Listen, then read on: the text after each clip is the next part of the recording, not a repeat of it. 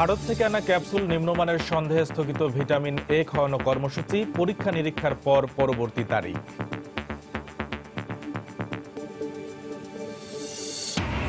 সংসদে বিরোধী দলের ভূমিকায় থাকা নিয়ে কোনো আলোচনাই হয়নি জানালেন 14 দলের শরিকরা। বললেন, ওবায়দুল কাদেরের বক্তব্য চূড়ান্ত সিদ্ধান্ত নয়। ঐক্যফ্রন্টের ঐক্য বেশি দিন টিকবে না মন্তব্য আওয়ামী লীগ নেতাদের। ঘুরে দাঁড়াতে হলে দল পুনর্গঠনের বিকল্প নেই বলছেন বিএনপি নেতারা। খুলনা নগরীর সোনাডাঙ্গায় একটি বাসা থেকে জোড়া লাশ উদ্ধার, পরিকল্পিত হত্যাকাণ্ড ধারণা পুলিশের। ঘটনাস্থল থেকে আলামত সংগ্রহ। এবং চট্টগ্রামের একে এলাকায় বিভিন্ন প্রতিষ্ঠানের 8টি গুদামে আগুন, পুড়ে গেছে সব মালামাল। দাহ্য পদার্থ বেশি থাকায় বেগ পেতে হয় নিয়ন্ত্রণে।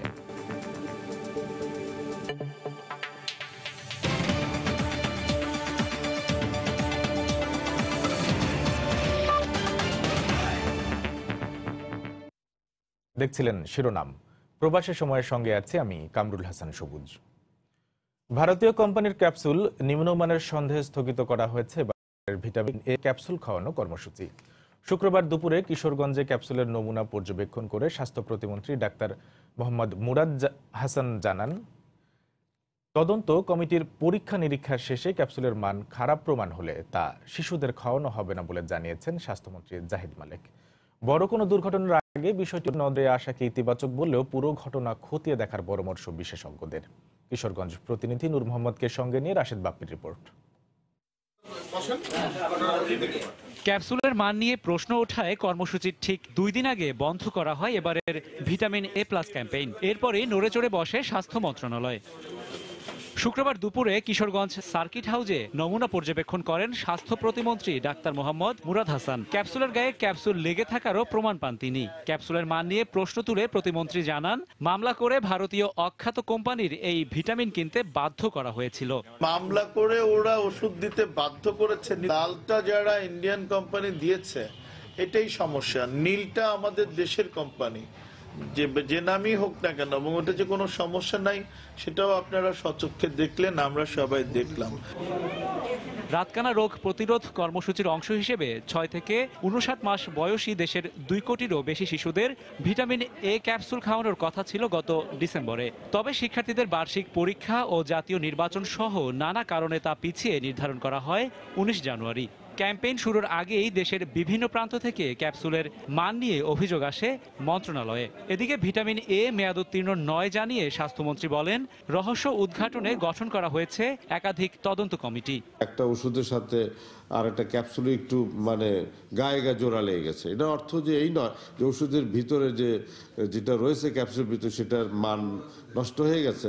এই বিষয়টা আমরা নিশ্চিত হব পরীক্ষার মাধ্যমে। যদি দেখি যে মানসম্মত না হয়, এটা আমরা ব্যবহারই করব না। বিশেষজ্ঞরা বলছেন, স্পর্শকাতর এই বিষয়টির গাফিলতি খতিয়ে দেখে ব্যবস্থা নিতে হবে সবার আগে। আমাদের এই শিশু মহল যারাই জাতির ভবিষ্যৎ, তাদেরকে নিয়ে কোনো রকম ঝুঁকি না নেওয়ার সিদ্ধান্তটাকে আমি অবশ্যই সাধুবাদ জানাই।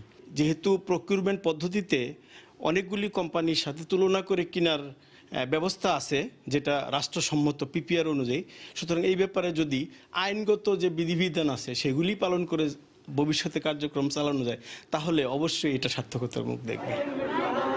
বিষয়টি নিয়ে উদ্বিগ্ন না হতে অভিভাবকদের প্রতি আহ্বান জানিয়ে দ্রুতই ক্যাম্পেইন শুরু হবে বলে জানিয়েছে স্বাস্থ্য অধিদপ্তর। রাশেদ বাপ্পি, সময় সংবাদ, ঢাকা। চট্টগ্রাম নগরীর একে খান এলাকায় 8টি প্রতিষ্ঠানের গুদামে আগুনে পুড়ে গেছে সব মালামাল। ফায়ার সার্ভিসের 6টি ইউনিটের প্রায় 8 ঘন্টার চেষ্টায়ও আগুন পুরোপুরি নিয়ন্ত্রণে আনা যায়নি। ঘটনা তদন্তে 5 সদস্যের কমিটি গঠন করেছে জেলা প্রশাসন। বিস্তারিত পার্থপ্রতিম বিশ্বাসের রিপোর্টে। চট্টগ্রামের একে খান এলাকায় অবস্থিত আরএফএল, ইউনিলিভার সহ কয়েকটি প্রতিষ্ঠানের গোডাউনে ভয়াবহ অগ্নিকাণ্ডের ঘটনা ঘটেছে। ঠিক বিকাল 5টায় এখানে আগুনের সূত্রপাত হয়। প্রথমে এলাকাবাসী ও গোডাউন কর্মচারীরা আগুন নিয়ন্ত্রণের চেষ্টা চালায়। পরে আগুনের তীব্রতা বেশি হওয়ার কারণে খবর দেওয়া হয় ফায়ার সার্ভিসকে। ফায়ার সার্ভিসকেও আগুন নিয়ন্ত্রণে প্রচন্ড বেগ পেতে হয়। হঠাৎ করে কারেন্টে আগুন লেগে গেছে। এই অবস্থা আমরা পানি কাজে নিয়ে আপনার মনে করেন মেশিন নিয়ে উদ্যোগ করে গেছি, কোনো কিছু করতে পারি না। এখানে ফ্রিজ ছিল, টিভি ছিল, আপনার র মেটেরিয়াল, ফুড গ্রেন ছিল, চাউল ছিল। এলাকাবাসী জানায় পুকুর ভরাট করে এখানে গোডাউন নির্মাণ করা হয়েছে। আগুন নিয়ন্ত্রণে পর্যাপ্ত ব্যবস্থা না থাকার কারণে দ্রুত আগুন চারিদিকে ছড়িয়ে পড়ে। সব একটিতে একটা না একটা পুকুর থাকে, অথচ এখানে 4টা পুকুর ছিল, সেই 4টা পুকুরের মধ্যে একটা পুকুর নেই, সব পুকুর আপনার ভরাট করে ফেলছে। কারখানা কর্তৃপক্ষ জানায় গোডাউনগুলোতে প্রচুর মালামাল ছিল, এ কারণে কোটি কোটি টাকার তাদের ক্ষতি হয়েছে। 12,300 বেল তুলা ছিল, যার মানে পার বেল মূল্য হচ্ছিল 50,000 টাকা করে, প্রায় 16-17 কোটি টাকার মনে করেন যে আপনার। ফায়ার সার্ভিস জানিয়েছে 6টি ইউনিটের 20টি গাড়ি এখানে আগুন নিয়ন্ত্রণের চেষ্টা চালায়। তবে কি কারণে এখানে আগুন লাগার ঘটনা ঘটেছে তা তদন্ত করে দেখা হবে বলে জানিয়েছে তারা। 5 সদস্যের বিশিষ্ট একটি তদন্ত কমিটি গঠন করা হয়েছে। তারা আগামী 3 দিনের মধ্যে এই অগ্নিকাণ্ডের প্রকৃত কারণ এবং ক্ষয়ক্ষতির বিবরণী একটি রিপোর্ট উপস্থাপন করবেন। প্রাথমিকভাবে কিভাবে আগুন লেগেছে তা জানাতে পারেনি ফায়ার সার্ভিস। তবে গোডাউন কর্মচারীরা জানায় বৈদ্যুতিক শর্ট সার্কিট থেকে আগুন লাগার ঘটনা ঘটতে পারে। বেল্টের ভিতরে আগুন প্রবেশ করেছে, যার কারণে এগুলো একবার জ্বলে, আবার কেমিক্যালের সাথে সাথে আবার এগুলো জ্বলে, এগুলো যার কারণে আমাদের কিছু সময় লাগে। শীতকাল আসার সাথে সাথে চট্টগ্রামে প্রতিদিনই ঘটছে আগুন লাগার ঘটনা। স্থাপনাগুলো অনেকটা অরক্ষিত ও আগুন নিয়ন্ত্রণে পর্যাপ্ত নিজস্ব ব্যবস্থা না থাকার কারণেই আগুন লাগার ঘটনা ঘটছে বলে মনে করছেন সংশ্লিষ্টরা। চট্টগ্রামের একে খান এলাকা থেকে পার্থপ্রতিম বিশ্বাস, সময় সংবাদ। এই মুহূর্তে চট্টগ্রামের একে খান এলাকায় আছেন রিপোর্টার পার্থপ্রতিম বিশ্বাস। সরাসরি চলে যাচ্ছি তার কাছে। পার্থ, ধন্যবাদ সবুজ। দীর্ঘ 8 ঘন্টা পর অবশেষে অনেকটাই নিয়ন্ত্রণের পথে চট্টগ্রামে যে গোডাউনে আগুনের সূত্রপাত হয়েছিল সে আগুনটি, সেক্ষেত্রে আমরা দেখেছি এই চট্টগ্রামের ফায়ার সার্ভিসের পক্ষ থেকে আগুন নিয়ন্ত্রণের সর্বাত্মক চেষ্টা করা হয়েছে এবং কিছুক্ষণ আগে আসলে অনেকটাই নিয়ন্ত্রণে নিয়ে এসেছে এখানকার আগুন। তবে যেখানে যে গোডাউনটিতে আগুন লেগেছিল সর্বশেষ একটি গোডাউন বাকি ছিল, যে আগুনটি নিয়ন্ত্রণে আনা কোনোভাবেই সম্ভব হচ্ছিল না, যার কারণ হচ্ছে 12,000 বেল তুলা এখানে ছিল রফিক এন্টারপ্রাইজের, যার বাজার মূল্য আমাদের যেমনটি জানানো হয়েছে প্রায় 16 কোটি টাকা। তুলা হওয়ার কারণে আগুন দ্রুত ছড়িয়ে পড়ছিল, সেক্ষেত্রে কোনোভাবেই ফায়ার সার্ভিসের পক্ষ থেকে কিন্তু এই আগুনটি নিয়ন্ত্রণে আনা সম্ভব হচ্ছে না। আরেকটি বড় সমস্যা হচ্ছে যেহেতু 5টার আগুনের সূত্রপাত হয়েছে, এরপর প্রচুর আসলে পানি দেওয়া হয়েছে, আশপাশের যে পুকুর ছিল সেখান থেকেও কিন্তু পানি সংস্থান করে এই আগুন নিভানোর চেষ্টা করা হয়েছে। মাঝখানে পানি না থাকার কারণে অনেকক্ষণ আসলে অগ্নি নির্বাপনের কাজ করা যায়নি। কিছুক্ষণ আগে আবার পানি আসার কারণে আসলে আগুন নিভানোর কাজ শুরু হয় এবং এই মুহূর্তে অনেকটাই নিয়ন্ত্রণের পথে এই চট্টগ্রামের একে খান এলাকায় গোডাউনে যে আগুন লেগেছিল সেই আগুনটি। এছাড়া আরেকটি বিষয় হচ্ছে কি কারণে অগ্নিকাণ্ডের ঘটনা ঘটেছে বা কোনো সমস্যা ছিল কিনা সেই বিষয়টি তদন্তে চট্টগ্রাম জেলা প্রশাসনের পক্ষ থেকে 5 সদস্যের তদন্ত টিম করা হয়েছে। জেলা প্রশাসন ম্যাজিস্ট্রেট মাসুদুল কবিরকে প্রধান করে 5 সদস্যের এই তদন্ত টিম করা হয়েছে, যাদেরকে 3 দিনের মধ্যে তদন্ত প্রতিবেদন দিতে বলা হয়েছে। সেক্ষেত্রে আজকে কিন্তু বিকেল 5টায় এখানে ভয়াবহ অগ্নিকাণ্ডের সূত্রপাত হয়। আগুন ঘটার পর থেকে আসলে এখানে যারা কর্মকর্তা ছিলেন তারাও যেমন আগুন নিভানোর চেষ্টা করেছে, আমরা দেখেছি ফায়ার সার্ভিসের পক্ষ থেকেও কিন্তু সর্বাত্মক চেষ্টা করা হয়েছে। প্রায় 8 ঘন্টা ধরে তারা আগুন নিভানোর জন্য তারা কাজ করে চলেছেন এবং এখনো তারা কাজ করছে। সেক্ষেত্রে আমরা দেখেছি কাজ করতে যে অনেক ফায়ার সার্ভিস যারা কর্মী ছিলেন তারাও কিন্তু অনেকটা ক্লান্ত হয়ে পড়েছেন, অনেকেও কিন্তু আহত হয়েছেন। তো সেক্ষেত্রে আমরা দেখেছি তাদের অক্লান্ত পরিশ্রমের কারণেই কিন্তু এখন অন্তত কিছুটা হলেও শেষ দিকে এসে আগুন নিয়ন্ত্রণে আনা সম্ভব হয়েছে। তবে কিছুক্ষণের মধ্যে আগুন পুরোপুরি নিয়ন্ত্রণে আসবে এমনটি আমাদেরকে জানিয়েছে ফায়ার সার্ভিসের কর্মকর্তারা। ফায়ার সার্ভিসের 6টি ইউনিটের 20টি গাড়ি আমরা দেখেছি সার্বক্ষণিক আগুন নিয়ন্ত্রণের কাজে তারা কিন্তু নিয়োজিত ছিল এবং সেক্ষেত্রে আগুন যাতে দ্রুতই নিয়ন্ত্রণে আনা সম্ভব হয় সার্বিকভাবে তারা কিন্তু এখানে কাজ করছিল।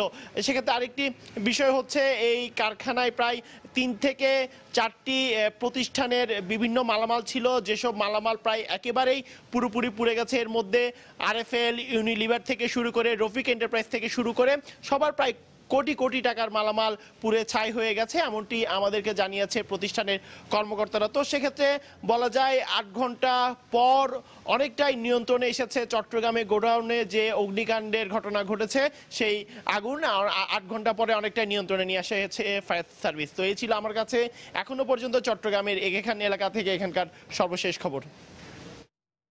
চট্টগ্রামের একে খান এলাকায় কয়েকটি গুদামে অগ্নিকাণ্ডের ঘটনা ঘটেছে, সেখান থেকে সবশেষ খবর জানাচ্ছিলেন রিপোর্টার পার্থপ্রতিম বিশ্বাস। খুলনায় এক ব্যবসায়ী সহ 2 জনের লাশ উদ্ধার করা হয়েছে। পুলিশের ধারণা পরিকল্পিতভাবে তাদের হত্যা করা হয়েছে। পুলিশ জানায়, নগরীর সোনাডাঙ্গা ট্রাক টার্মিনাল এলাকায় আক্তারের লেদ মেশিনের কারখানায় কাজ করতেন মেহেদী হাসান। বৃহস্পতিবার রাতে কর্মচারী মেহেদী হাসান মেডিকেল এলাকার নিজ বাসা থেকে বের হওয়ার পর ফিরে না আসায় খোঁজাখুঁজি শুরু করেন পরিবারের সদস্যরা। এক পর্যায়ে শুক্রবার রাতে ট্রাক টার্মিনাল এলাকায় লেদ মেশিনের কারখানার মালিকের বাসায় খোঁজ নেন তারা। সেখানে কারখানা মালিক আক্তার ও কর্মচারী মেহেদীর লাশ দেখতে পান তারা।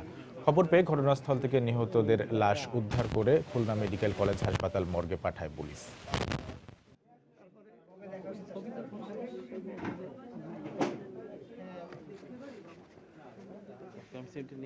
এটা তো সোনাডাঙ্গা আর কি হলো বাস স্ট্যান্ড এলাকা। এটা ইদ্রিস সাহেবের আর কি বাড়ি। তো ওনারা ভাড়া থাকতো আর কি, মানে এখানে যারা থাকতো আর স্বল্প সময়ের জন্য বিভিন্ন সবজি ব্যবসায়ী বা ফল ব্যবসায়ী এরকম লোকরা আর কি খণ্ডকালীন সময়ের জন্য বাসা ভাড়া নিত। তো এরকম একটা রুমে আপনারা দেখছেন যে দুটো আর কি ডেড বডি আমরা পেয়েছি। তো আমরা দেখছি আসলে সব আঙ্গিকেই আমরা দেখব। প্রবাসী সময়ে আরো থাকছে। চালের সিন্ডিকেট ভাঙতে কার্যকর পদক্ষেপ নেওয়া হচ্ছে, জানালেন বাণিজ্য মন্ত্রী। বেশি ধারণ ক্ষমতার গুদাম তৈরির পরই কেনা হবে ধান, বললেন খাদ্যমন্ত্রী।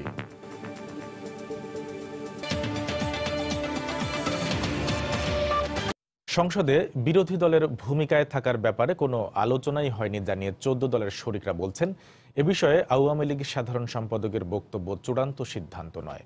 ওবায়দুল কাদেরের ব্যক্তিগত মতামত জোটে কোনো প্রভাব ফেলবে না বলেও মনে করছেন নেতারা। নতুন বছরের শুরুতে টানা তৃতীয়বারের মতো সরকার গঠন করে ক্ষমতাসীন আওয়ামী লীগ। চমকে ঠাসায় মন্ত্রিসভায় নেই আওয়ামী লীগের দীর্ঘদিনের শরিক 14 দলের কোনো প্রতিনিধি। সরকার গঠনের 10 দিনের মাথায় আওয়ামী লীগের সাধারণ সম্পাদক বলেন, সংসদের বিরোধী পক্ষে থাকবে 14 দল। বিরোধী দলে থাকবেন বলে অনেকে সিদ্ধান্ত নিয়েছেন। এ বক্তব্যের সমালোচনা করে জাসদ আম্বিয়া অংশের সাধারণ সম্পাদক বলেন, আদর্শগত জোটের রাজনীতিতে তার মন্তব্য অমূলক। আমি স্বাভাবিক মনে করছি না বলাটা। হ্যাঁ, প্রয়োজন নেই বলার। এগুলি বিরোধী দলে যান আপনারা, দেন আপনারা এখানটা, এগুলি বলার প্রয়োজন নাই।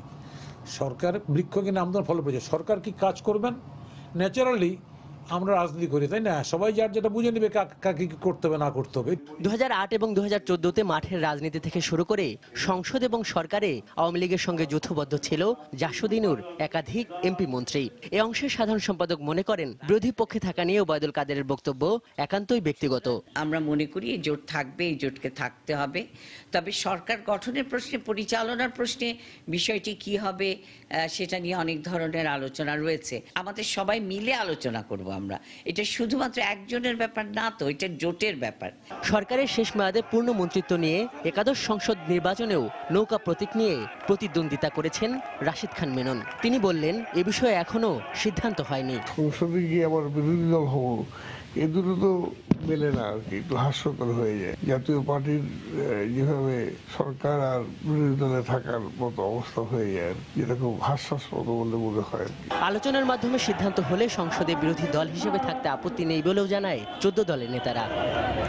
আজহার লিমন, সময় সংবাদ, ঢাকা। সাম্প্রদায়িক শক্তির সঙ্গে জোট করায় ঐক্যফ্রন্টের ঐক্য বেশি দিন টিকবে না বলে মন্তব্য করেছেন আওয়ামী লীগ নেতারা। তাদের মতে, দলের মধ্যে সমন্বয়হীনতা ও মুক্তিযুদ্ধের পক্ষ অবলম্বন না করায় করুণ পরিণতি অপেক্ষা করছে বিএনপির জন্য।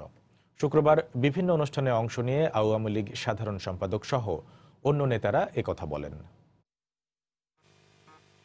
রাজধানীর সোহরাওয়ার্দী উদ্যানে শনিবারের সমাবেশস্থল পরিদর্শন শেষে আওয়ামী লীগ সাধারণ সম্পাদক ওবায়দুল কাদের বলেন, সাম্প্রদায়িকতার সঙ্গে অসাম্প্রদায়িকতার বন্ধন টেকসই হয় না। গঠন প্রক্রিয়াটাই বলে দিচ্ছিল অনিবার্য পরিণতি হচ্ছে ভাঙ্গ, এবং সেটাই এখন হচ্ছে। কাউকে জোর করে জাতীয় নির্বাচনও ডেকে আনিনি, এখানেও কাউকে আমরা জোর করে আনার আমাদের কোনো এজেন্ডা নেই। তারা চলে আসবে, এটা তারা একটা রাজনৈতিক দল, তাদের সিদ্ধান্তের ব্যাপার। তাদের সিদ্ধান্তের ব্যাপারে আমাদের কোনো হস্তক্ষেপের বিষয় এখানে নেই।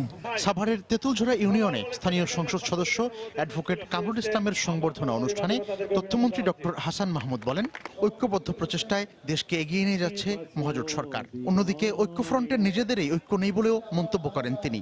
সংলাপ করার জন্য যে মিটিং ডেকেছে, সেখানে দেখতে পেলাম মির্জা ফখরুল সাহেব যায় নাই। বলে যে আরো যে 2 জন আসার কথা ছিল, বলে সেটা জানি না। অর্থাৎ ঐক্যফ্রন্টের মধ্যেই ঐক্য নাই। একই অনুষ্ঠানে ঢাকা ২ আসনের সংসদ সদস্য অ্যাডভোকেট কামরুল ইসলাম বলেন, সঠিক নেতৃত্বের অভাবে ঘুরে দাঁড়াতে পারছে না বিএনপি। জনগণের কাছে ক্ষমা চেয়ে সাম্প্রদায়িক শক্তিকে ত্যাগ করারও আহ্বান জানান তিনি। দুর্নীতিবাদদের বাদ দিয়ে সঠিক নেতৃত্ব যদি আনে, সে অস্ত্রধারী সেই খুনিদের বাদ দিয়ে যদি সঠিক নেতৃত্ব যদি আনে, আর ভুল পথ পরিহার করে মুক্তিযুদ্ধের শক্তির পক্ষে যদি তারা আসে, তাহলে হয়তো তারা শীত দ্বারা উদু করে দাঁড়াতে পারতে পারে, আর না হয় তারা মুসলিম লীগের থেকেও খারাপ অবস্থা তাদের ভবিষ্যতে ভাগ্যে লেখা আছে। দেশকে পিছিয়ে নিতে ষড়যন্ত্র অব্যাহত আছে মন্তব্য করে আওয়ামী লীগ নেতারা সবাইকে সতর্ক থাকার আহ্বান জানান। এবং দেশ গড়ার পক্ষে মিজানুর রহমান কবির, সময় সংবাদ, ঢাকা। ঘুরে দাঁড়াতে হলে বিএনপিকে পুনর্গঠনের বিকল্প নেই বলে মন্তব্য করেছেন দলটির সিনিয়র নেতারা। শুক্রবার বিকেলে সুপ্রিম কোর্ট বার অডিটোরিয়ামে এক আলোচনা সভায় তারা বলেন, এই মুহূর্তে বিএনপিকে টিকিয়ে রাখতে হলে ত্যাগী নেতাদের মূল্যায়ন করতে হবে। ৩০ তারিখের নির্বাচনে আওয়ামী লীগ নৈতিকভাবে পরাজিত হয়েছে বলেও মন্তব্য করেন বিএনপি মহাসচিব মির্জা ফখরুল ইসলাম আলমগীর। ৩০ ডিসেম্বরের নির্বাচনে ভরাডুবির পর অনেকটা খোলামেলা ভাবেই এবার নিজেদের ভুলগুলো খুঁজতে শুরু করেছে বাংলাদেশ জাতীয়তাবাদী দল বিএনপি। দলের প্রতিষ্ঠাতা জিয়াউর রহমানের ৮৩তম জন্মবার্ষিকী উপলক্ষে সুপ্রিম কোর্ট বার অডিটোরিয়ামে আয়োজিত আলোচনা সভায় দলের শীর্ষ নেতাদের বক্তব্যে ঘুরে ফিরে আসে বিএনপির বর্তমান সংকট ও ভবিষ্যতের পরিকল্পনার কথা। স্থায়ী কমিটির সদস্য ব্যারিস্টার মওদুদ আহমদ বলেন, বিএনপিকে টিকিয়ে রাখতে হলে দরকার নতুন কাউন্সিলের মাধ্যমে দল পুনর্গঠন। আমাদের এই যে হাজার হাজার লক্ষ লক্ষ নেতা কর্মী এবং তাদের পরিবার ক্ষতিগ্রস্ত হয়েছে এই নির্বাচনে যাওয়ার কারণে, এদেরকে পুনর্বাসন করতে হবে, এদের মধ্যে আস্থা ফিরিয়ে আনতে হবে, এদের দেখাশোনা করতে হবে। একই আলোচনা সভায় আরেক স্থায়ী কমিটির সদস্য খন্দকার মোশাররফ হোসেন বলেন, ত্যাগী নেতা কর্মীদের নেতৃত্ব ও ক্ষতিগ্রস্ত নেতাদের পুনর্বাসনই এখন সবচেয়ে বেশি জরুরি। একটি কাউন্সিলের মাধ্যমে দলকে পুনর্গঠন করতে হবে। তুলনামূলকভাবে ত্যাগী এই নির্বাচনে যারা পরীক্ষিত নেতা কর্মীদেরকে নেতৃত্বে আনতে হবে। নির্বাচনে আওয়ামী লীগের জয় হলেও দলটি নৈতিকভাবে পরাজিত হয়েছে বলে মন্তব্য করেন মহাসচিব মির্জা ফখরুল ইসলাম আলমগীর। আজকে পরাজিত হয়েছে আওয়ামী লীগ, সম্পূর্ণভাবে পরাজিত হয়েছে। তারা নৈতিক দিয়ে পরাজিত হয়েছে, তারা জনগণ থেকে বিচ্ছিন্ন হয়ে গেছে, জনগণ থেকে একেবারেই তারা নিশ্চিহ্ন হয়ে গেছে। বন্ধুগণ, এই নির্বাচন একটা কাজ করেছে, যে আওয়ামী লীগকে চিরদিনের জন্য মানুষের মন থেকে দূরে সরিয়ে দিয়েছে। নতুন পরিকল্পনার মধ্য দিয়ে আন্দোলনের মাধ্যমে চেয়ারপারসন বেগম খালেদা জিয়ার মুক্তিকেই এখন দলের প্রধান দায়িত্ব বলেও মন্তব্য করেন বক্তারা। নাজমুস সালেহী, সময় সংবাদ, ঢাকা। ঐক্যফ্রন্টের শীর্ষ নেতা ডক্টর কামাল হোসেন বর্তমান সরকারকে দ্রুত সরে যাওয়ার আহ্বান জানিয়ে বলেছেন, সরকার দেশের স্বাধীনতার উপর আঘাত করেছে, তবে শিগগিরই এই অবস্থার অবসান হবে বলে দাবি করেন তিনি। শুক্রবার বিকেলে রাজধানীর মতিঝিলে গণফোরাম কার্যালয়ে ঢাকা ৬ আসনের নেতাকর্মীদের সঙ্গে মত বিনিময় সভায় তিনি বক্তব্য রাখেন। সারা দেশে মহা ডাকাতি হয়েছে, আজকে এটা শুনতে হয়েছে যে একজনও তো যেটা বলে নাই যে এখানে সুষ্ঠু নির্বাচন হয়েছে। অনুষ্ঠান করার ক্ষমতাও তাদের সাংবিধানিকভাবে নাই, তারা নিজে নির্বাচিত না, তারা রাষ্ট্রকে হাইজ্যাক করে জনগণের ভোট অধিকার হাইজ্যাক করছে, অথবা এই দেশের স্বাধীনতার উপরে তারা আঘাত দিচ্ছে। বাণিজ্যমন্ত্রী টিপু মুনশি বলেছেন, সিন্ডিকেটের কারণে দীর্ঘদিন চালের বাজার ঊর্ধ্বমুখী ছিল, তবে এখন চালের দাম কমতে শুরু করেছে। শুক্রবার বিকেলে রংপুরে সাংবাদিকদের প্রশ্নের জবাবে একথা বলেন তিনি। সিন্ডিকেট ভাঙতে কার্যকর পদক্ষেপ নেওয়া হবে বলেও জানান মন্ত্রী। যে অবস্থা ছিল তার থেকে তো চালের বাজার নিম্নমুখী, আমরা যেটা বলেছিলাম সেটা সেই অবস্থান সেই দিকেই আমরা যাচ্ছি এবং চালের বাজার কমে গেছে, অন্তত কেজি প্রতি ৩ থেকে ৪ টাকা কমে গেছে, মোকামেও আসা আগের দামে ফিরে গেছে। এটা তো একটা হুট করে অনেক দিনের এস্টাবলিশ সিস্টেম, এটা যে রাতারাতি বন্ধ করে দেওয়া যাবে তা নয়। আসলে কম্পিটিটিভনেসটা বাড়াতে হবে, কৃষকদের তার উৎপাদনিত জিনিসের দামটা তাদের পোষাতে হবে, সেটা যেভাবেই হোক। এই মুহূর্তে কৃষকের কাছ থেকে ধান কেনার পরিকল্পনা নেই জানিয়ে খাদ্যমন্ত্রী সাধন চন্দ্র মজুমদার বলেছেন, আগামীতে অধিক ধারণ ক্ষমতা সম্পন্ন গুদাম নির্মাণ করে কৃষক পর্যায়ে ধান কেনার কথা ভাবছে সরকার। শুক্রবার দুপুরে নওগাঁর পত্নীতলায় খাদ্য গুদাম পরিদর্শন শেষে একথা বলেন মন্ত্রী। বর্তমান কোনো পরিকল্পনা নাই, মেন হলো যে আমাদের দেশে যে খাদ্যশস্য রাখার জন্য যে পর্যাপ্ত জায়গার প্রয়োজন। সেই গুদাম তৈরি না হওয়া পর্যন্ত আমাদের এখন 21 লক্ষ টন রাখার মতো আমাদের অবস্থান আছে। এটা বৃদ্ধি না হওয়া পর্যন্ত ধান কৃষকের কাছ থেকে ডাইরেক্ট কেনার পরে যে আবার ক্র্যাশিংয়ের ঝামেলা, আর এই ক্র্যাশিং করতে গেলে যে লসটা হয় এইটাতে আবার চাউলের দাম বৃদ্ধি পাবে। তারেক রহমানকে দেশে ফিরিয়ে এনে বিচারের রায় কার্যকর করা হবে বলে জানিয়েছেন আইনমন্ত্রী আনিসুল হক। শুক্রবার সন্ধ্যায় ব্রাহ্মণবাড়িয়ার আখাউড়া উপজেলা আওয়ামী লীগ আয়োজিত সংবর্ধনা অনুষ্ঠানে একথা বলেন তিনি। জনগণ ঐক্যফ্রন্টকে ভোটের মাধ্যমে প্রত্যাখ্যান করেছে বলেও মন্তব্য করেন আনিসুল হক। মানুষের টাকা চুরি করে পাচার করার এই তারেক রহমানকে ইনশাআল্লাহ বিদেশ থেকে ফিরিয়ে এনে এই রায় কার্যকর করব। এই সব মানুষদের আপনারা প্রত্যাখ্যান করেছেন, তারা যেন বাংলাদেশের মাটিতে আপনাদেরকে ধোঁকা দেওয়ার জন্য আর রাজনীতি না করে সেই দিকে আপনাদের লক্ষ্য রাখতে হবে। একাদশ জাতীয় সংসদের সংরক্ষিত নারী আসনে আওয়ামী লীগের মনোনয়ন ফরম বিক্রি শুক্রবার শেষ হলেও জমা দেওয়া যাবে 20 জানুয়ারি পর্যন্ত। ফরম বিক্রির শেষ দিন সকাল থেকেই দলীয় সভাপতির ধানমন্ডি কার্যালয়ে ভিড় করেন মনোনয়ন প্রত্যাশীরা। মনোনয়ন কার্যক্রম পরিদর্শন করেন দলের সাধারণ সম্পাদক ওবায়দুল কাদের। সংরক্ষিত নারী আসনে 1510টি ফরম বিক্রি হয়েছে, এখন পর্যন্ত জমা পড়েছে 1410টি। একাদশ জাতীয় সংসদ নির্বাচনে আওয়ামী লীগ 257টি আসনে জয় পেয়েছে, সেই হিসেবে 50টি সংরক্ষিত নারী আসনের মধ্যে দলটি 43টি আসন পাবে। এলাকার কাজ করতে চাই, দিন দুঃখী নারী যারা নির্যাতিত নারী তাদের পাশে থেকে সহায়তা দান করতে চাই। আমি দলিত এবং হরিজন সম্প্রদায়ের প্রতিনিধি হয়ে এবার আমি ফর্ম কিনেছি। বড় প্ল্যাটফর্ম চাই যেখান থেকে আমি মহিলাদের জন্য কাজ করতে পারবো। নারীদের যে অধিকারগুলো প্রতিষ্ঠিত হয় নাই সেই অধিকারগুলো নিয়ে সংসদে গেলে কাজ করতে পারবো। তৃণমূল পর্যায়ে যদি আপা যাচাই করে আমার ঝিনাইদহ থেকে, তো আমি মনে করব যে আমি ইনশাল্লাহ এটা আশাবাদী। আমি এই প্ল্যাটফর্মে দাঁড়িয়ে আমি জনগণের জন্য জনকল্যাণমুখী কাজ করব। জননেত্রী শেখ হাসিনার হাতকে শক্তিশালী করার জন্যই আমি নমিনেশন চেয়েছি। উন্নয়নের যে ছোঁয়াটা সেটি আমরা প্রান্তিক জনগণকে পৌঁছায় দিতে পারবো। রাজধানীর সঙ্গে দক্ষিণাঞ্চলের যোগাযোগের নৌরুট ভয়াবহ ঝুঁকিতে পড়েছে। নাব্য সংকটের কারণে প্রায় 6 মাস বন্ধ থাকার পর ঢাকা বরিশাল নৌপথের মূল রুট মিয়ারচর চালু হলেও সেখানে বড় লঞ্চ চালানো সম্ভব হচ্ছে না। লঞ্চ মালিক ও মাস্টারদের অভিযোগ, ড্রেজিং বিভাগের দুর্নীতি এর মূল কারণ। বিআইডব্লিউটিএ এবং প্রকল্প কর্মকর্তারা এই অবস্থার জন্য পরস্পরকে দোষারোপ করছেন। মাহমুদ রাকিবের রিপোর্ট। ঢাকা বরিশাল নৌপথ, যে পথ দিয়ে প্রতিদিন প্রায় 200 যাত্রীবাহী লঞ্চের পাশাপাশি কয়েক হাজার মালবাহী নৌযান যাওয়া আসা করে। নাব্য সংকটের কারণে প্রায় 10 বছর আগে আলুবাজার নৌরুটটি বন্ধ হয়ে যাওয়ার পর ঢাকা থেকে বরিশাল কিংবা মংলা সমুদ্র বন্দরে যাওয়ার জন্য মূল রুট হিসেবে ব্যবহার হয়ে আসছে মিয়ারচর নামক নৌরুটটি। তবে নিয়মিত ড্রেজিং না হওয়ায় গত বর্ষা মৌসুমের পর সেটিও বন্ধ হয়ে যায়। এখন ব্যবহার হচ্ছে কালীগঞ্জ রুট, যেটাতে সময় বেশি লাগায়, জ্বালানি খরচও বেশি। বিআইডব্লিউটিএ বলছে মিয়ারচর রুটটি এ মাস থেকে আবারও চালু, কিন্তু লঞ্চ মালিক ও মাস্টারদের দাবি ড্রেজিং ঠিকমতো না হয় তা এখনো চলাচলের অনুপযোগী। ড্রেজিংও করলো, সরকারের টাকাও গেল, কিন্তু আমরা সুফল পাইলাম না। ভবিষ্যতে এই চ্যানেল বন্ধ হয়ে যায়, বরিশাল দক্ষিণ মল কোনো জাহাজে চলাচল করবে না, সেই পরিস্থিতি এখন হয়ে গেছে। এখন আমরা কালীগঞ্জ থেকে ঘুরে আসি, আপ ডাউনে 2.5 ঘন্টা সময় বেশি লাগে, 1000 লিটার ফুয়েল বেশি লাগে। ড্রেজিং করছে, সেখানে ড্রেজিং হয়নি, তো এটা দুর্নীতি তো হতেই পারে।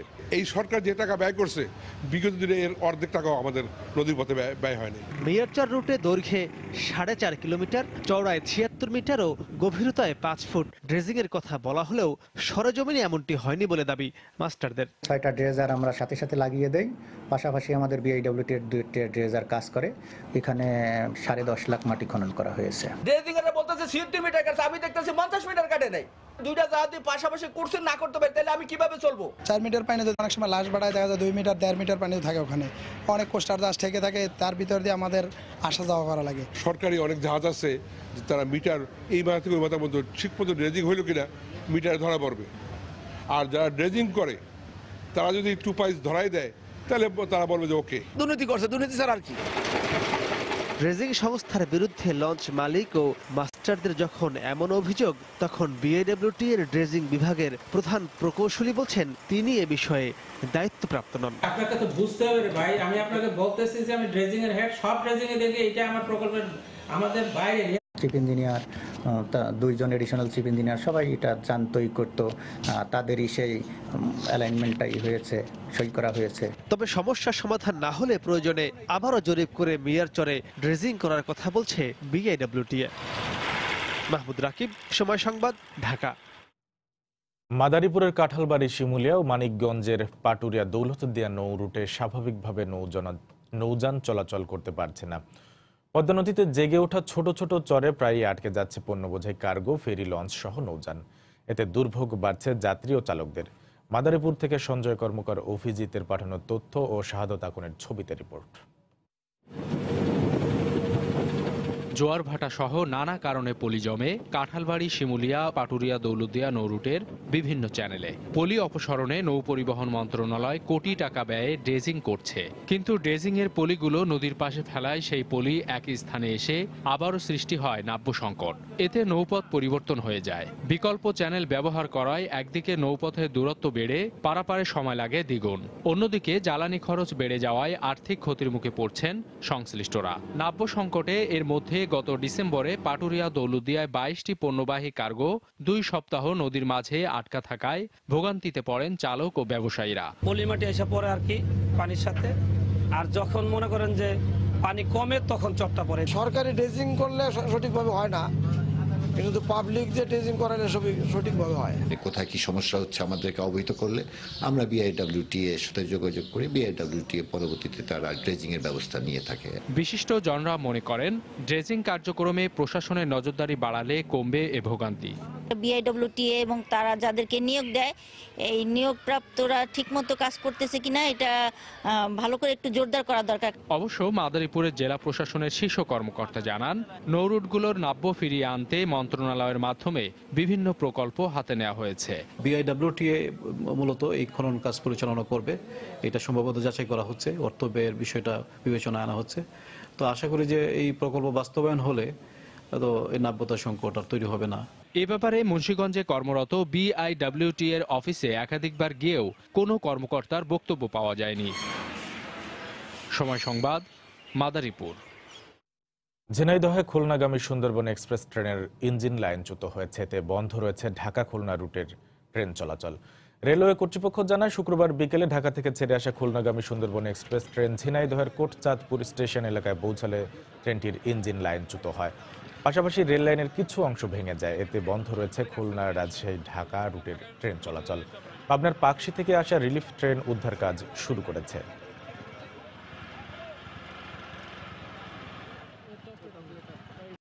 শুক্রবার সাপ্তাহিক ছুটির দিনেও রাজধানীর সড়কে শৃঙ্খলা আনতে তৎপর ছিলেন ট্রাফিক বিভাগের কর্মকর্তারা। পথচারী পারাপার নিয়ন্ত্রণ, যানবাহনের নথি পরীক্ষার পাশাপাশি অতিরিক্ত ভাড়া আদায়ের মতো অনিয়মেও ব্যবস্থা নিতে দেখা যায় তাদের। পথচারী ও চালকদের অভ্যাসে পরিবর্তন আনার আহ্বান ট্রাফিক বিভাগের। নির্ধারিত স্টপেজের 100 গজ আগেই থেমে গেল বাস। যথারীতি যাত্রী ওঠানামা, ফলাফল বিশৃঙ্খলা। গণপরিবহনের বৈধ কাগজ না থাকার অভিযোগ কমে আসলেও চালকদের অভ্যাসে পরিবর্তন আসেনি। সে দায় নিতে হবে যাত্রীদেরও। নির্ধারিত স্থানে দাঁড়ানোর অভ্যাস যেন হয়ে উঠছে না তাদের। সবসময় রাস্তায় চলার জন্য গেট খোলার জন্য আমার 400 টাকা জরিমানা হয়েছে। 1500 টাকার মামলা দিয়েছে। কেন? 200 টাকা ভাড়া উঠেছি কোনটাকে মিটারে যাবে না যাত্রীদের, আমার তো করার কিছু নেই। বেপরোয়াভাবে গাড়ি চালানো এবং অনেক জায়গায় দেখা যায় যে প্রাপ্তবয়স্ক না, এখনো তার ওইরকম বয়সও হয়নি এবং লাইসেন্সও নাই। বরাবরই এই অভিযানকে স্বাগত জানিয়ে আসছেন সাধারণ মানুষ। সড়কে বিশৃঙ্খলার জন্য দায়ী করলেন পথচারীদের বেপরোয়া আচরণকেও। আমি সোজা রাস্তা পাচ্ছি, আমি আইন শৃঙ্খলা ভেদ করে চলে যাচ্ছি, তো এটা তো আমাদের আসলে ঠিক হচ্ছে না। আমাদের যে রাস্তাটা দেওয়া আছে আমরা ঠিক যাবো, অথবা সিগন্যাল পড়েছে আমরা থামবো। সিগন্যাল দিয়েছে, আমি দাঁড়িয়েছি, আমার পেপার শো করেছি। আমি মনে করি যে এভাবেই সবকিছু চেক করে জনগণের রাস্তার নিরাপত্তা দেওয়া উচিত। গণপরিবহনের নথি পরীক্ষার পাশাপাশি সিএনজি চালিত অটোরিকশা মিটারে যাচ্ছে কিনা সেটাও নজর রাখছে ট্রাফিক বিভাগ। গাড়ি চালান ফিটনেস নাই, সেগুলো রোড পারমিট নাই, সেগুলো কিন্তু কমে গেছে। যেখান সেখান দিয়ে রাস্তা পার হচ্ছে, এটা আমরা ধরে রাখলে একটু মানে, আর আমরা যখন থাকি না তখন ওই যে ওই রাস্তা দিয়ে দৌড় দিয়ে পার হচ্ছে। এটা এখনো পুরোটা 100% আসেনি। শিক্ষার্থীদের আন্দোলনের পর দফায় দফায় সচেতনতা কর্মসূচিতে পরিবর্তন এসেছে অনেকটাই। তবে আইন শৃঙ্খলা বাহিনীর অনুপস্থিতিতেও নিয়ম মানার অভ্যাস সৃষ্টি না হলে সত্যিকারের পরিবর্তন আসবে না বলে মত ট্রাফিক পুলিশের। মুজাহিদ শুভ, সময় সংবাদ, ঢাকা। ঢাকা আন্তর্জাতিক বাণিজ্য মেলা শুরুর পর দ্বিতীয় শুক্রবার সকাল থেকে মেলা প্রাঙ্গণে ক্রেতা দর্শনার্থীর ভিড় দেখা গেছে। সরকারি ছুটির দিন হয় বিকেলের পর আরও জমজমাট হয়ে ওঠে মেলা প্রাঙ্গণ। পরিবারের সদস্য কিংবা বন্ধু বান্ধবের সঙ্গে মেলায় আসেন দর্শনার্থীরা। কেনাকাটার পাশাপাশি তারা ঘুরে দেখেন দৃষ্টিনন্দন বিভিন্ন স্টল ও প্যাভিলিয়ন। ফুড কোর্ট, আইসক্রিমের মতো খাদ্যপণ্যের স্টলে বেচা বিক্রি অন্যান্য দিনের তুলনায় ভালো। আর বরাবরের মতো গৃহস্থালী পণ্যের স্টলগুলোতে দর্শনার্থী সমাগম বেশি। এছাড়া গহনা, প্রসাধনী, পোশাকের দোকানেও ভিড় দেখা যায়। এদিকে শিশুদের আগ্রহের কেন্দ্রবিন্দুতে ছিল বিনোদন কেন্দ্রগুলো।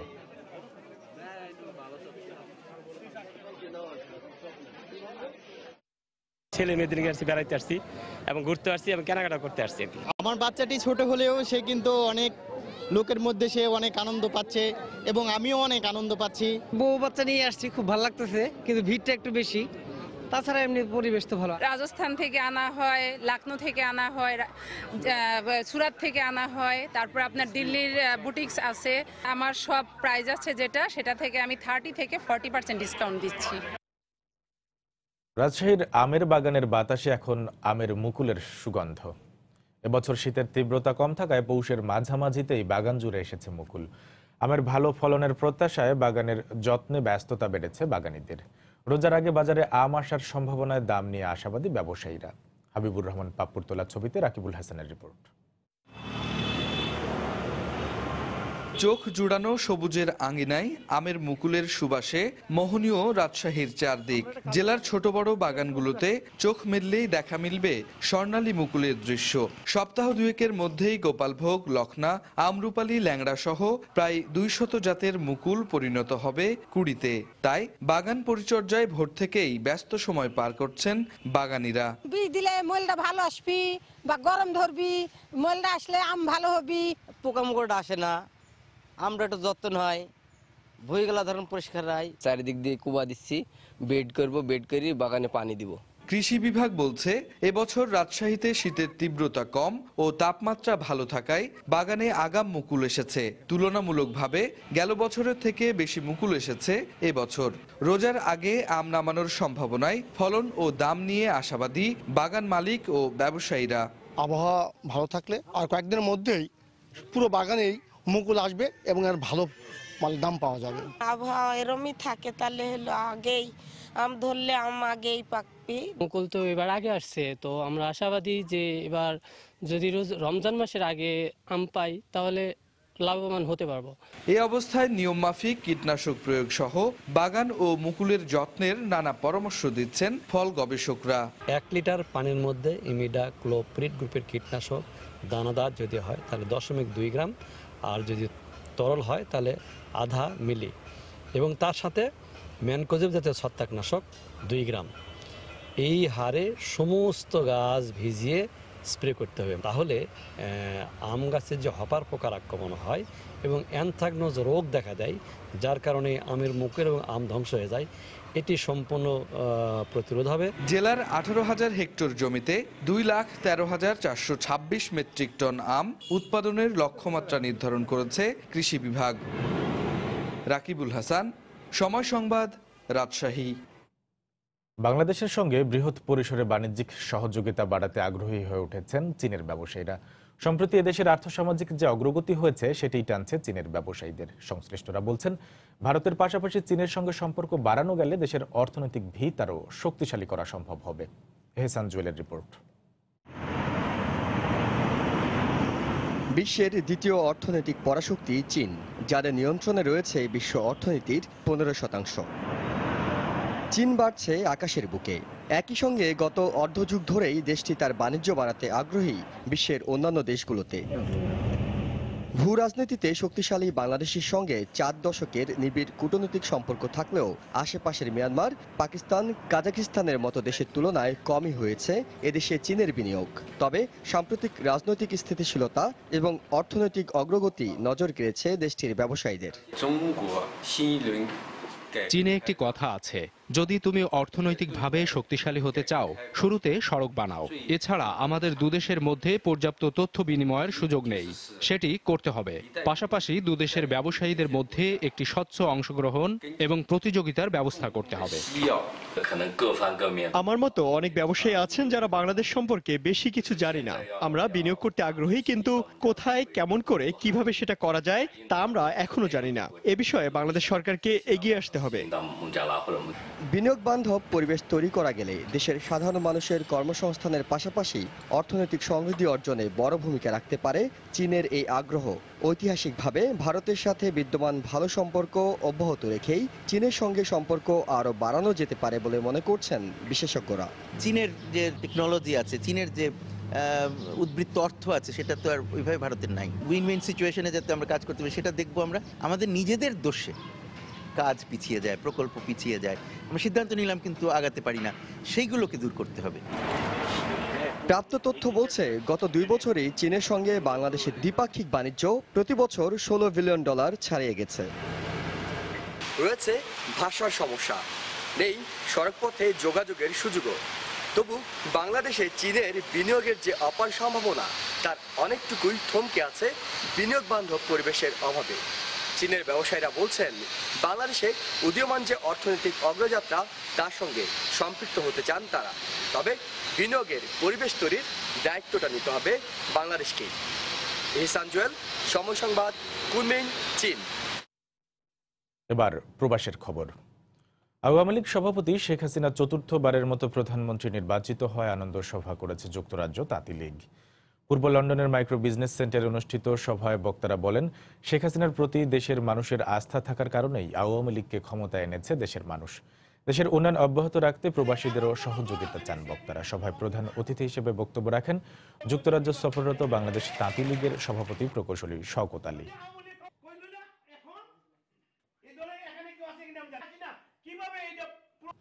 পর্যটকের ভিড়ে মুখর সমুদ্র সৈকত কক্সবাজার। পরিবার পরিজন ও বন্ধু বান্ধব নিয়ে সাগর তীরে আনন্দে মেতেছেন সবাই। পর্যটন মৌসুমে সৈকতে কনসার্ট, কার্নিভাল সহ নানা আয়োজনের দাবি পর্যটকদের।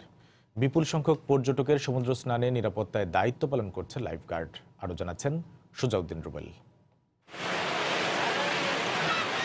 শীতের আমেজ যতই শেষ হয়ে আসছে ততই পর্যটন শহর কক্সবাজারে বাড়ছে পর্যটকের ভিড়। বিশেষ করে সাপ্তাহিক ছুটির দিনে সেই ভিড় বেড়ে যাচ্ছে কয়েক গুণে। তাই তো সকাল থেকে সৈকতের সুগন্ধা, লাবণী ও কলাতলি পয়েন্টে পর্যটকের উপচে পড়া ভিড়। শীতল পানিতে গা ভাসানোর পাশাপাশি নানান উল্লাসে অবসর বিনোদনে কাটছে তাদের প্রতিটি মুহূর্ত। সমুদ্রের এত বিশালতা, এর মধ্যে হারিয়ে যেতে সবারই ভালো লাগে। অলওয়েজ স্কুলের যে আমাদের টাইমগুলো থাকে, অলওয়েজ পড়ালেখা, ওই টাইমটা থেকে আমরা মুক্তি পেয়েছি, তো অবশ্যই অনেক মজা লাগতেছে। বিবাহ করতে বেশি দিন হয় নাই, এই যে 1 সপ্তাহ মতো হলো আর কি, তাকে নিয়ে আসলাম আর কি, অনেক ভালো লাগতেছে। তবে ছুটির দিনগুলোতে বাড়তি আনন্দ দেওয়ার জন্য সৈকতে ওপেন কনসার্ট, কার্নিভাল সহ নানা আয়োজনের দাবি জানালেন আগত পর্যটকরা। এক্সট্রা কোনো ইভেন্ট থাকলে ভালো হতো, লাইক ঘুড়ি উৎসব, কনসার্ট, বিভিন্ন রকম আয়োজন থাকতো, এখন ওই জিনিসগুলো এখন এখানে দেখা যায় না। বিপুল সংখ্যক পর্যটকের সমুদ্র স্নানের নিরাপত্তায় সার্বক্ষণিক দায়িত্ব পালন করছে অর্ধশতাধিক লাইফগার্ড কর্মী। 3টা লাইফগার্ড সার্ভিস চালু রয়েছে কলাতুলি, লাবণী এবং সুগন্ধাতে। তো আমাদের 3 ভাগে আমরা 50 জনের উপরে লাইফগার্ড আমাদের রয়েছে, যারা বাড়তি পর্যটক যারা আসছে তাদের নিরাপত্তার জন্য। আর পর্যটকদের নিরাপত্তায় যথাযথ ব্যবস্থা নিয়েছে ট্যুরিস্ট পুলিশ।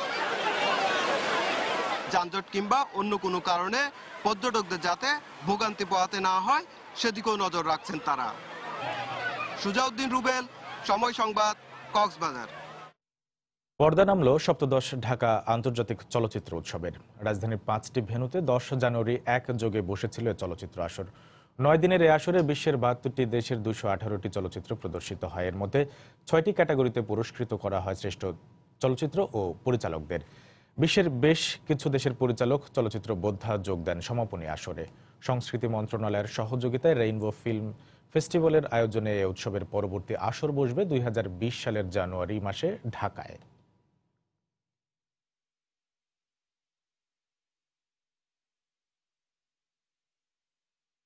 এ পর্যায়ে শীর্ষ সংবাদ জানিয়ে দিচ্ছি আরেকবার। ভারত থেকে আনা ক্যাপসুল নিম্নমানের সন্দেহে স্থগিত ভিটামিন এ খাওয়ানো কর্মসূচি পরীক্ষা নিরীক্ষার পর পরবর্তী তারিখ।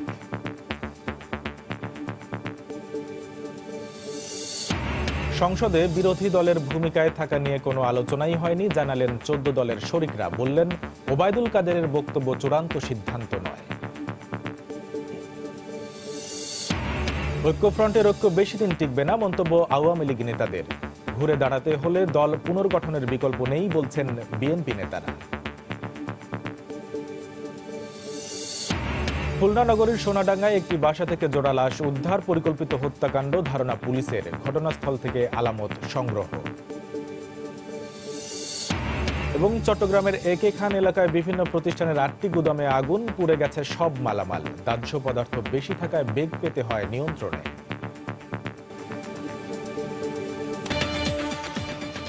এই ছিল প্রবাসের সময়। যে কোনো খবর পেতে ভিজিট করুন সময়নিউজ.tv। আপনার মোবাইলে সময় সংবাদ দেখতে সকল খবর পেতে ডাউনলোড করুন সময় অ্যাপ। এছাড়া এইমাত্র পাওয়া খবর আপনার মোবাইলে পেতে SMS করুন *BN লিখে পাঠিয়ে দিন 16242 নম্বরে। সঙ্গে থাকুন সময়।